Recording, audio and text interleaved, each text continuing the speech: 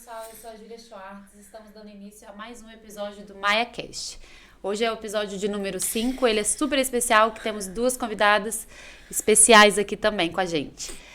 Hoje eu recebo Lícia e Luísa, minhas duas irmãs, nós somos trigêmeas, e a gente vem contar hoje como que foi a nossa jornada de cuidado com a nossa mãe.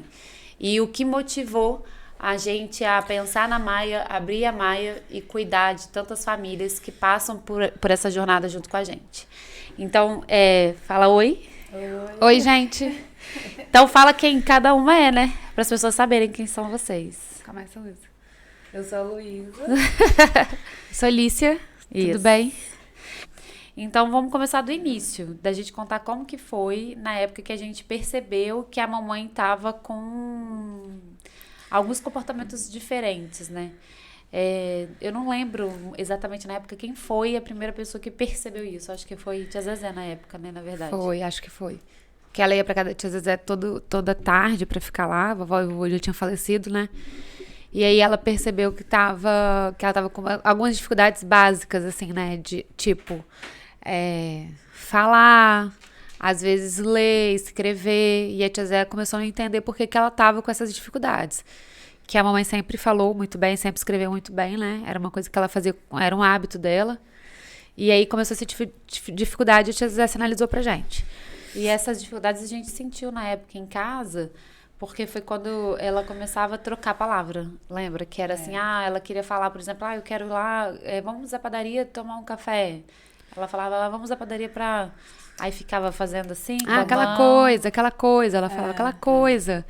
Ela não conseguia concluir a frase, né? Não conseguia concluir a frase. E aí, quando a gente percebeu tudo isso que a gente começou a investigar junto com a Tia Zezé é a irmã, uma irmã dela, que é mais velha que ela, começou a levar mamãe no médico, né? Foi a primeira vez Começou que ela foi. no psiquiatra. A gente achava que era depressão, porque ela começou a ter esse comportamento logo após a morte da vovó e do vovô. E foi muito instantâneo. E aí a gente achou que era depressão e a gente começou a levar ela no psiquiatra. E também lembra que foi em 2014 que ela parou de fumar também? Foi tudo junto. Que foi quando o tio Di falou que isso não é uma depressão, que foi tudo muito rápido, foi tudo em 2014. Porque a mamãe sempre foi fumante, ela bebia socialmente e ela foi obesa durante muitos anos da vida. E ela também não praticava atividade física depois que teve filho, né? Porque antes ela era uma atleta amadora, mas era uma atleta, que ela jogava vôlei, mas aí depois viveu hábitos ruins, né? Durante a vida toda. Eu lembro que a mamãe ela trabalhava, não almoçava, então ela vivia à base de café e o cigarrinho dela, né? Aí a gente levou ela no psiquiatra, e o psiquiatra medicou, não melhorou. Continuou tendo comportamento, e aí um tio nosso que é médico falou, olha, isso não é depressão. Caso para psiquiatra, vamos levar no neuro. E aí a gente começou a buscar neurologista para entender o que ela tinha, né? Contrapartida, nós 5, a gente tinha um sentimento de que era psiquiátrico o caso, que ela teve depressões já na vida, não, que a gente vai resolver, vamos levar no psiquiatra, vamos levar no psicólogo, vamos levar, né, que a gente tentou alguns... Mas hoje vocês acham que é algo de não aceitação ou porque realmente se confundia os... porque a gente não entendia, né? A gente nunca teve um caso assim na família. A vovó teve um quadro demencial, só que era muito idosa, né? Então, normal. Confusão mental de idoso normal. E eu acho que também a vovó teve depressão muito séria, porque a irmã dela tinha morrido, né? Depois que a tia Dudura morreu, ela entrou num quadro de depressivo muito fundo e não saiu. E logo emendou na demência, que é a da idade. Então, eu acho que isso também fez a gente se confundir. Mas o negócio da mamãe é o seguinte, eu acho que tem a história da gente não querer aceitar, mas a gente não tinha conhecimento, era falta de conhecimento total, eu acho. A gente era muito novo, a gente tinha 26 anos, 27 anos. A gente é menos, eu acho. Acho que a gente tava... 26 anos, eu acho. 27. E lembra que ela foi piorando muito? Tipo assim, os comportamentos foram ficando muito, muito esquisitos. Não, mas a gente, antes de começar a fazer as bizarrices, né, que chama, a gente já tinha um diagnóstico. Não foi? A gente conseguiu um diagnóstico. Não de Alzheimer precoce. Não, já fazia. Mas, não. A gente não tinha nome. A gente ficou sem nome durante... Não, mas a história foi que a gente primeiro descobriu que ela tinha uma afasia, porque não foi nem na psiquiatra, nem o neuro. Foi aquela neuropsicóloga que mamãe fez alguns testes na própria casa da tia Zezé, lembra? Que a tia Zezé Sim, levava. mas que a neuro que falou pra gente o que ela tinha. Isso, que aí ela tava apresentando quadro de afasia. Fazia. E ela não contou pra gente a verdade, porque tava na presença do irmão dela e do nosso tio, e nosso tio entendeu pra gente o que era. Porque ele era médico e tal. E ela... Mas com certeza também tem um pouco de negação, né? Porque depois que começou a falar o que era, fazia, demência, né? Que começou Alzheimer e tal, que a gente foi pesquisando e a gente foi tentando entender, era muito agressivo e era uma coisa muito, muito fora da curva, assim, né?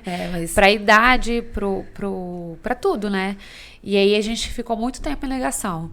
Tanto que o Fernando e o Daniel, eles nunca concordaram com o quadro de depressão, vocês lembram? Das discussões que a gente tinha. Porque a gente tinha que lá em casa, a gente sempre decidiu que nós 5 decidiríamos juntos, tudo que fosse da mamãe, a vida inteira, né? Nós 6, na verdade, decidíamos juntos, mas aí quando a mamãe começou a não valer mais de contar, nós 5. E aí eram os 2 contra nós 3, que os 2 achavam que podia ser um quadro demencial. Na verdade, um quadro neurológico, né? Que a gente não imaginava, eu acho. Nem eles, então, inicialmente, que seria demência. E nós 3 achando que era psiquiátrico, porque a gente tinha certeza que ela já tinha vivido aquilo.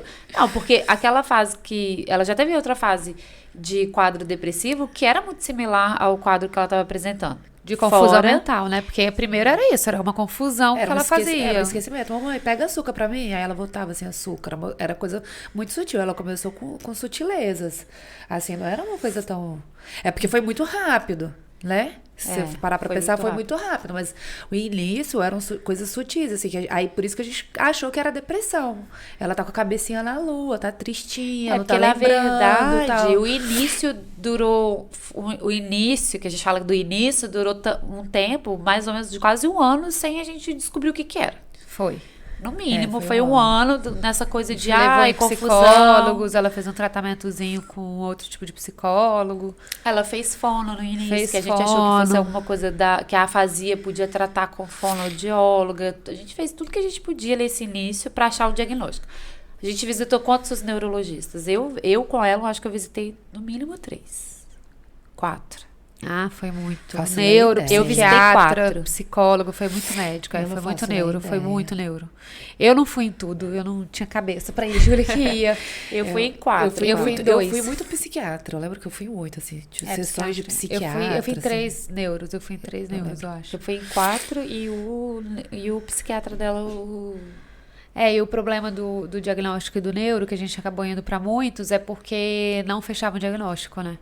Não tinha, ninguém falava, nem demência falavam, eu tenho ainda os documentos, ninguém falava de demência, ninguém dava certeza pra gente. Porque os exames de imagem que ela fazia, que isso a gente fez muito, levou a hospitais, eu lembro que eu levei junto com o tia Zezé, inclusive com o tio Di uma vez, todos os exames de imagem da cabeça, do cérebro dela eram perfeitos, todos, então não tinha atrofia, não tinha isquemia, não tinha nada. E por isso que demoraram muito para entender, porque o quadro dela era clínico, assim, né? O diagnóstico era clínico. 100% clínico. Toda vez que normalmente, né, se dá um diagnóstico de Alzheimer ou alguma outra demência, é baseado não só no quadro clínico, ou seja, no que aquele paciente está apresentando de comportamento, como também no exame de imagem. O exame de imagem da mamãe só foi mudar no último exame de imagem que ela fez na vida, né? Que foi na última internação dela. Mas até porque também a gente ficou um bom tempo sem fazer depois, né? Depois do diagnóstico, acho que ela não... Toda a internação dela a gente fazia. Fazia. Toda a internação dela fazia. Aí a gente até que foi perseguindo o diagnóstico, e o que era um sentimento nosso? De nós 3, principalmente. De que ela podia ter até demência, certo? Ela podia ter um diagnóstico que não era compatível com a idade dela, que não era algo que é comum apresentar na idade dela, mas que a gente gostaria de saber. E a definição do nome da demência era importante pra gente. Né? Não era nome. O importante nome, assim, não era nome, era de qual que era a demência, até pra gente saber como que a gente ia tratar, né? Só que os nossos tios, né, e médicos falavam que não importava, não importa qual que era a Eu demência. acho que no caso, você está falando que é o nome, porque a gente consegue ir atrás de saber o que a doença vai fazer com a pessoa, né? Porque se você fala assim, eu tenho um câncer de estômago, você vai lá no Google e você sabe quantos anos de vida essa pessoa tem, quais são... Quando eles falavam isso, eles deixavam a gente no escuro. E era esse que é o problema. Eles não podiam fazer isso com a gente, porque eram 5 filhos querendo saber qual que era o prognóstico daquilo. Mas hoje, Mas hoje a esse que gente era o- entende que o quadro demencial, no final das contas, o tratamento é quase o mesmo. E, pelo menos a doença da mamãe era quase que paliativa a vida toda, né? Tipo, Mas não- é isso mesmo. Quando você entra em quadro demencial e ainda na evolução, o prognóstico que a gente tinha lá da mamãe era agressivo e progressivo, né? Dentro da possibilidade que tinha, era só paliativo mesmo. A gente não tinha não, como fazer é porque nada. não. É porque assim, ó, no início da doença, quando a gente recebe o diagnóstico de Alzheimer, a gente tem algumas medidas que a gente vai fazer para retardar que outros sintomas apareçam. E esse foi o primeiro tratamento da mamãe.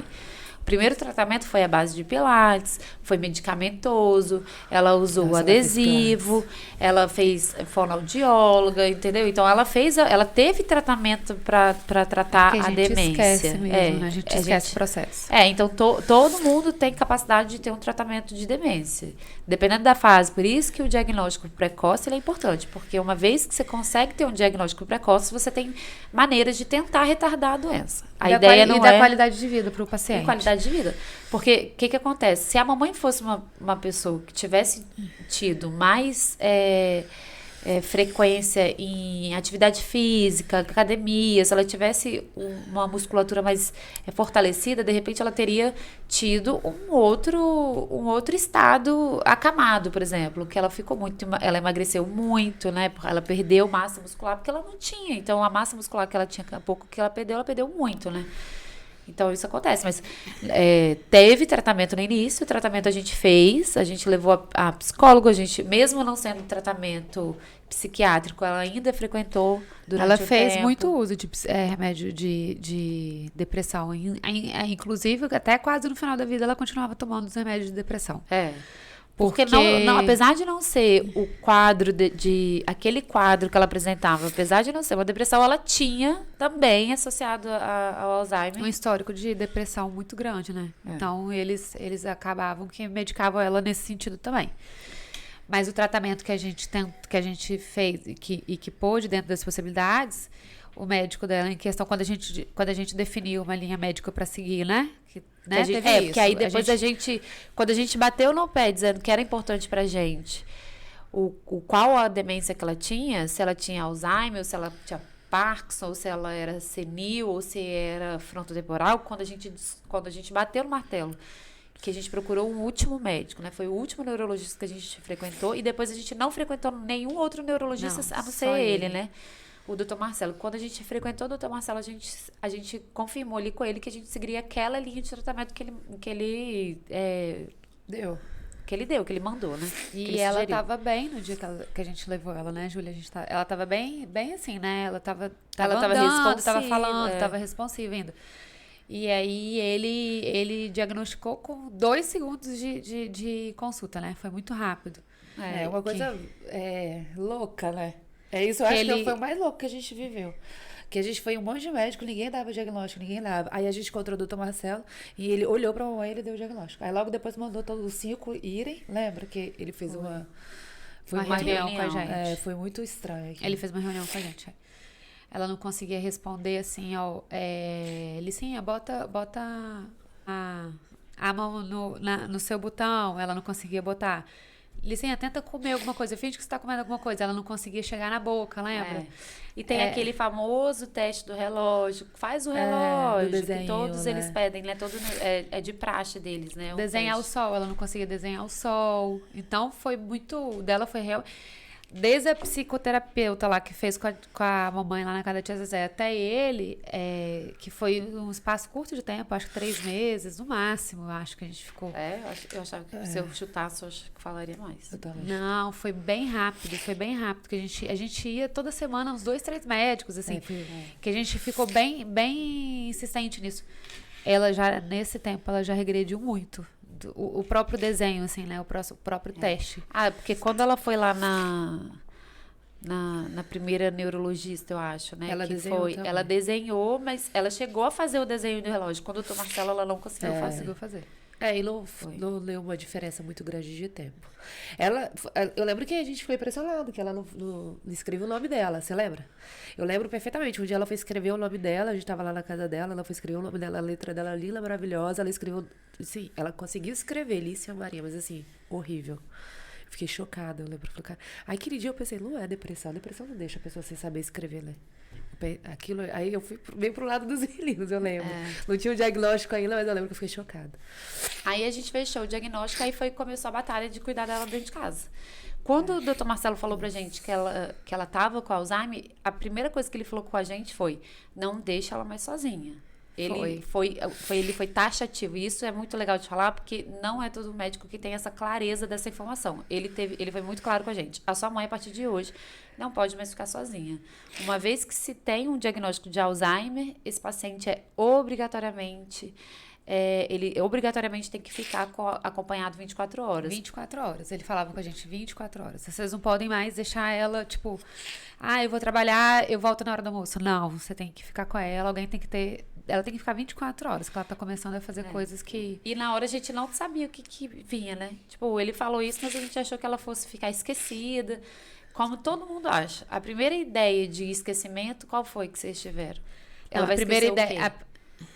Tipo assim, quando ele falou, ela vai começar a esquecer das pessoas, vai começar a esquecer das coisas e tal. Qual foi a primeira coisa que vocês se lamentaram, assim? Que ela vai esquecer da gente. Não, eu nunca pensei que ela fosse esquecer assim da gente. Eu achava que... Nossa, eu fui muito iludida. Eu achava que ia ser totalmente diferente. Achava que ela ia esquecer de pessoas na rua, se ela andasse e encontrasse um amigo nosso, ela ia esquecer. Eu não achei que ia ser do jeito que foi. Não achava. É verdade. Não, mas é porque a ideia de tipo, que a da gente vovó sempre... foi muito diferente. Era a única referência que eu tinha. A da vovó era muito diferente. Ela demorou muito pra esquecer de tudo, assim, sabe? Da mamãe foi muito rápido. A mamãe, do nada, ela parou de saber escovar dente. Vocês lembram disso também? Do nada. Então, é isso que eu gosto de falar, que assim, que eu falo para as pessoas. Toda vez que você pensa que você recebe um diagnóstico de Alzheimer e você pensa que o pior é a pessoa esquecer dos filhos, o pior é ela esquecer coisas básicas, funções básicas de escovar dente, comer, andar. Isso tudo se esquece. As pessoas acham que, porque o paciente com Alzheimer ele vai deixar de escovar dente porque o braço dele vai ficar, sei lá, sem força. Não, ele faz porque ele não tem mais a memória de como fazer aquilo. E quando eu falo isso para as pessoas se chocam. E que eu acho que é o choque que a gente precisa ter no médico. Se o médico falasse pra gente, olha, ela vai começar a esquecer de escovar dente, ela vai começar a esquecer de como andar, de como subir escada. Isso pra gente seria algo que a gente já estaria preparado para quando acontecesse. Porque a gente só acha que ela vai um belo dia esquecer da gente. E as outras funções como se ficassem preservadas. E no final entendeu? das contas, se fosse só esquecer da gente, seria fácil pra gente. Porque esquecer da gente, a gente não esquece dela, não tem problema. Né? A gente já tinha certeza do sentimento dela com a gente a vida inteira. Se ela esquecesse da gente e continuasse a andar, falar, não, pra mim ia ser suave. Ela ficar sem memória só, entendeu? Assim, porque é o de menos mesmo, no final das contas, é o de menos. Esquecer do filho, da filha, do neto, da avó, da tia. É como os filmes bonitos que tem aí, né? Tem aquele filme lá, né? Que as pessoas vão se lembrando, né? Vai contando a história, a pessoa vai relembrando e tudo mais. Mas não é nada disso que acontece. O paciente com Alzheimer, ele começa a trocar as coisas básicas. Primeiro é o açúcar pelo sal, aí depois começa a botar o lixo dentro da geladeira, aí depois ele começa a não fazer questão de tomar banho, escovar o dente, não sabe, não entende, faz xixi, não consegue dar descarga, não sabe o que é dar descarga, ele realmente não sabe. Um dos sinais, gente, que eu também falo muito para as pessoas é quando você perceber que seu pai e sua mãe não estão escovando o dente com a frequência que escovavam, que não estão tomando banho com a frequência que tomavam, que eles estão começando a ficar desleixados com eles mesmos, isso é um sinal de alerta. As pessoas precisam parar e se atentar a esse comportamento. Mas eu acho que esse é o principal sintoma que a gente confunde com a depressão, né? Eu acho que é por isso que também a gente ficou um pouco. Tudo bem que a pessoa depressiva não esquece de como escovar o dente. Eu lembro da mamãe não sabendo escovar o dente, eu tendo que escovar dela, porque ela falava assim: minha filha, eu não sei. Toda triste, ela falava: não sei. Não, pode deixar que eu vou escovar pra senhora. Né? A depressiva não faz isso, mas esse negócio de não tomar banho. Eu lembro que a gente falava assim: isso é uma depressão, ela não quer tomar banho. Mas é porque a mamãe teve um quadro depressivo durante a vida aí, né? Então a gente tinha Ficou com isso na tendência cabeça, mesmo talvez, a. né? Mas, gente, chegou uma certa idade, chegou lá próximo aos 60 anos, a mais de 60 anos, começou a ter esse comportamento, mesmo que seja uma depressão, já Tem é um que sinal de tratar, alerta, é. tem que tratar. Tem que tratar, Mas com a é gente não verdade. foi assim. Então, aí a gente foi cuidar dela dentro de casa. A gente Não, e começou- vale falar também que a mamãe não tinha problema de saúde absolutamente nenhum. A mamãe não tinha pressão alta, a mamãe não tinha diabetes, É. a mamãe não tinha problema cardíaco, a mamãe não tinha problema nenhum. Minha mãe não tomava um remédio. Era 0 remédio. nem pulmonar, apesar Nada, de ter de fumado a fumar, vida e a inteira. gente sempre ficava com medo, ela vai ter um câncer no pulmão, de tanto cigarro que ela fez. E aí foi uma das coisas que o doutor Marcelo falou com a gente, que foi propriamente o cigarro que fez isso com o cérebro dela, né? Que antecipou uns 15 anos da doença. Todo mundo pergunta. Esses dias eu estava em São Paulo, a Vi, minha amiga, perguntou se eu tinha. O pai dela tá com quadro de Alzheimer também. Ele não é precoce, considerado precoce, porque ele já tem mais de 65 anos. E aí ela perguntou pra mim se eu tinha medo de ter Alzheimer. Eu falei que eu não tinha nenhum medo de ter Alzheimer, porque meu hábito de vida é completamente diferente da minha mãe, né? Eu não fumo, eu não bebo, né? Nem socialmente mais, eu bebo, sei lá, uma vez a cada 6 meses. Eu pratico, né? Faço academia, não de uma maneira tão Regular, mas faço, né? Tenho a minha atividade e tal. Então eu não tenho medo de ter Alzheimer. Então, eu expliquei pra ela que eu não tinha medo porque meus hábitos de vida são completamente diferentes da minha mãe na época. E é isso que a gente tem que se atentar. E eu acho que a gente vive numa época onde as pessoas têm mais atenção com a saúde do que antigamente. Então, eu não tenho medo de ter Alzheimer se for pelo mesmo motivo que a minha mãe teve, que foi o que o porque Dr. não foi Marcelo... genético.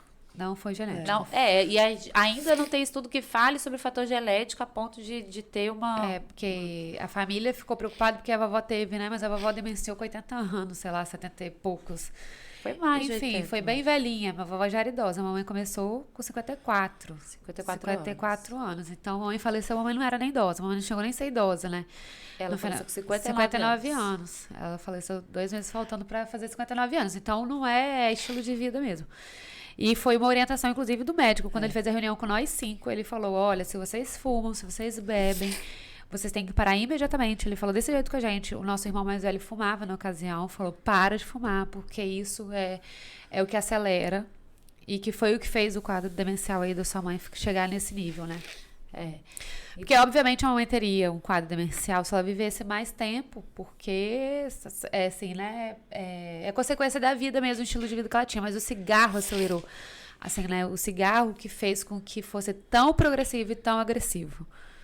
A mãe fumou desde os 14 anos de idade, né, gente? Naquela época era moda. Aquela época ainda Era cool. Aí a gente começou a cuidar dela dentro de casa. No primeiro momento foi uma empregada doméstica que a gente contratou, que a gente fez um rodízio nós 5. Nós 5 a gente ficava com ela.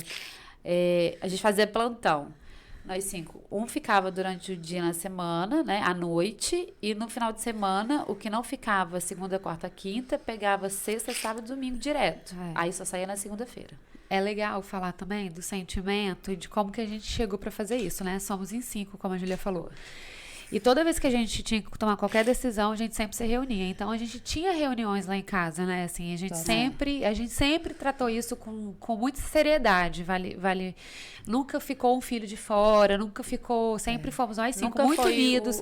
E nunca foi uma decisão de goela abaixo de um, de outro. Sempre foi muito conversado, que era muito difícil para um, a gente pegava leve com aquele, né? A Luísa, por exemplo, ganhou o neném muito perto.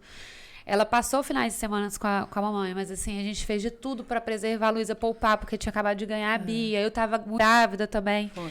Então a gente sempre tentou. Amenizou para a situação de vida de cada um dos 5, né? Que eram 5 jovens recém-casados, sei lá, né? Não, você Com filhos, era só eu não era que nem casada. casada. Luísa é só a Luísa que casou. Mas a Luísa casou, a mamãe já estava doente. Já Ela tava não tinha, começando. mas ela não tinha o diagnóstico, você lembra? Que ela foi no meu casamento, ainda Mas sem foi muito fumar. difícil no casamento da Luísa. Foi muito difícil pra gente, né, Júlia? A gente não entendia. Na maquiagem, ela deu uma Eu show, não assim, vou, não lembra? vou, não quero, não vou mais, eu não vou mais, me tira daqui. Ah, lá no Vic, né?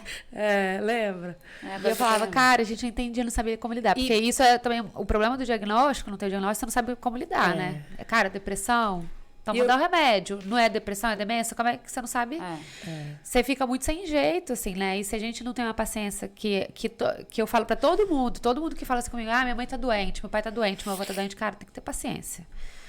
Primeira coisa, A chave de tudo você tem que é ter paciência, tá com paciência, carinho, é colocar o amor acima de tudo, porque é muito difícil. Mas assim. é difícil. A gente também entende que é difícil, porque é um duplo sentimento, né? Você tem que ter É um paciência. duplo sentimento, mas é o que eu falo paciência. lá na empresa sempre, né? Toda vez que a gente olhar para uma pessoa doente, a primeira sensação que a gente tem que ter, o primeiro sentimento que a gente tem que ter é de doença. E toda vez que a gente vê um doente, a gente vê ele como incapaz. Né? Então, tipo, eu não posso olhar a minha mãe com Alzheimer como se fosse capaz de fazer as coisas que eu quero que faça. É esse que é o X da questão. As pessoas precisam pensar nisso. E nem pensar também que ela faz aquilo de propósito. Por birra. Ai, olha como que ela é. Porque todo mundo tem essas coisas assim, né? De achar que a mãe tá fazendo pirraça. Pô, não é o comportamento da doença. É da doença. Aquela história lá de, eu não quero ir. É o comportamento da doença, né? Tudo é o comportamento da doença. Mamãe, vão ao médico, lembra? Não quero, mamãe. Mas tem que ir, mamãe, tem que ir. A sorte é que ela era muito boazinha. Ela Até era muito doente, ela boazinha. era muito boazinha, né? Ela foi uma boa paciente. Muito boa paciente. Nunca foi agressiva, nunca teve agressividade. Nunca. E ela obedeceu o comando, né? E que era aquilo, né? Mamãe tem que tomar remédio. Então tá bom, vou tomar remédio. Tem que tomar banho? Então vamos tomar banho. Mas a gente também tem uma qualidade, assim, nós cinco. A gente nunca perdeu a paciência. A mamãe era muito bem precioso da gente. A gente tratava com muito carinho, né? Então, eu acho que é por causa disso que também a gente não levou para outro lado. E que falta em famílias, né? Infelizmente, falta em famílias. É esse cuidado de um bem precioso que é o paciente. Mas pode voltar o assunto? Aí a gente se revezava, lembra? Isso. Aí o Fernando morava com ela, eu acho que era só o Fernando, Só o né? Fernando. E aí a gente ficava... Não, eu cheguei a morar com ela no início. Nós duas. A gente foi morava mesmo. junto, eu e a Julia, a gente morava junto, a gente fechou o apartamento pra... Foi mesmo. Foi isso Pra mesmo. cuidar dela, pra ficar com ela lá. Aí foi todo... Lembra que tinha a Belinha, que a Belinha fugia. Tem a cachorra que a gente tem até hoje, a cachorrinha. Mas ela gostava da Belinha. Ela ficava com raiva, às Porque ela vezes, fugia, por causa né? da doença, mas porque ela era muito serelepe. Era neném, né? Tadinha da Belinha. Era uma filhote, Uma filhotinha com uma pessoa com Alzheimer, gente. Não ia dar certo. tudo errado. É uma Isso aí fez tudo junção de errado. um lento e um rápido, minha filha. Lila, e ela fugia, aí ela descia, aí a gente chegava lá, a Belinha fugiu, aí vem o Célio da portaria. Aí vinha o porteiro com a cachorrinha dizendo: a Essa cachorrinha cachorra fugiu de fugiu. novo. Vocês têm que pensar se essa cachorrinha tá em casa, lembra? Que ele Os falava. vizinhos tiveram muita paciência também. Também. Os vizinhos também, a gente morou a vida inteira lá, mas os vizinhos, o porteiro, é muito legal também pra família comunicar. Tem gente que tem um sentimento de vergonha em falar que o pai tá doente, a mãe tá. Mas assim, quanto mais gente você fala e você pede ajuda, mais gente. Empatia você tem. E pra te acolher, e pra acolher esse paciente, né? Porque A gente, quando teve que colocar alguém dentro de casa, isso foi muito rápido, né? Muito cedo. As pessoas meio que vigiavam essa pessoa dentro lá da casa da gente, né? Então, ouvia se tinha algum movimento estranho, algum barulho, se tiver, né, grito, alguma coisa. O porteiro via a hora que chegava, a hora que saía. Eles tudo comunicavam, gente. Era uma rede de apoio mesmo. Ela tinha que descer pra caminhar, que o doutor Marcelo também mandava, vai descer. Aí o pessoal ficava bem vigiando, se ela era tratada bem, elas caminhadinhas. Então a gente contratou primeiro a empregada doméstica, porque a gente no início ele não falou nada de técnico, nada de cuidador. Ele bota só uma pessoa pra ficar na sua casa, fazer comida e tal. Então a gente veio com essa pessoa pra cuidar da mamãe, que foi muito bem cuidada por essa pessoa, inclusive. Foi. Só que teve uma resistência da mamãe no primeiro momento, né? Que é uma dificuldade que a gente... Que as pessoas têm geralmente, né? As pessoas perguntam como que foi pra gente colocar uma pessoa dentro de casa, mesmo a mãe não concordando. E foi como? Conversando, explicando, falando de novo. Ah, mas ela não entende. Não vai entender. E liga ela pro vai trabalho. fixar. Você sai do trabalho, corre pra ir lá conversar, né, Júlia? A gente sai correndo do trabalho. E eu falava assim, também tinha um chefe super parceiro, o Júlio também tinha. Eu não lembro onde que a Luísa tava nessa época. Eu trabalhava em obra, não conseguia. A Luísa não conseguia. Então, era muito eu e Júlia que a gente tinha essa flexibilidade. E assim, eu lembro que às vezes meu chefe até me levava, assim, vai, resolve. E aí a gente chegava lá e tinha que ela muito conversar. nervosa, eu não quero ficar, quem é essa mulher? Tira essa mulher daqui Tadinha, e tal.